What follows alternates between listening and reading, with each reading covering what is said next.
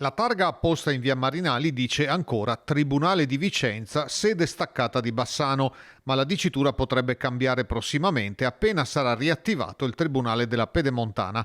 È questo l'obiettivo dell'incontro chiesto e ottenuto col ministro della Giustizia Carlo Nordio da una delegazione ufficiale guidata dal primo cittadino di Bassano, Nicola Finco. Scenderemo con una delegazione dei sindaci del territorio, quindi io per il fronte vicentino, Cittadella per l'Alta Padovana e Castelfranco per il Trevigiano, un rappresentante del comitato del Tribunale della Pedemontana e un rappresentante delle categorie economiche, quindi una delegazione che rappresenta un po' tutto il territorio per iniziare ad avere un rapporto interlocutorio col ministro stesso. Insomma, un grande lavoro l'ha fatto il sottosegretario in questi anni, ma oggi sappiamo che la partita è nelle mani del ministro Nordio e quindi speriamo di riuscire ad iniziare ad ottenere qualche risposta in più.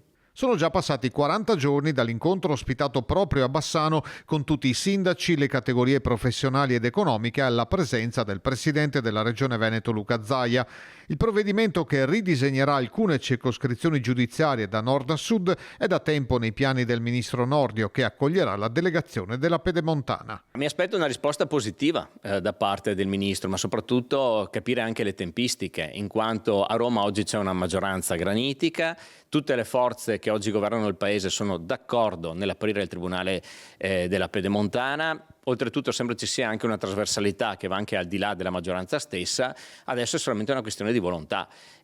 Comunque insomma siamo fiduciosi, speriamo di riuscire ad ottenere, prima di tutto di iniziare ad avere un rapporto diretto col Ministro e poi di avere anche delle garanzie per il futuro, perché insomma questo è un territorio che da 13 anni chiede risposte. L'interlocuzione ora si fa diretta per provare ad accelerare i tempi. Noi andiamo giù in una delegazione dove rappresentiamo quasi 500.000 abitanti, categorie economiche, ordini professionali e penso che insomma questo sia un territorio che meriti un servizio e una giustizia di qualità.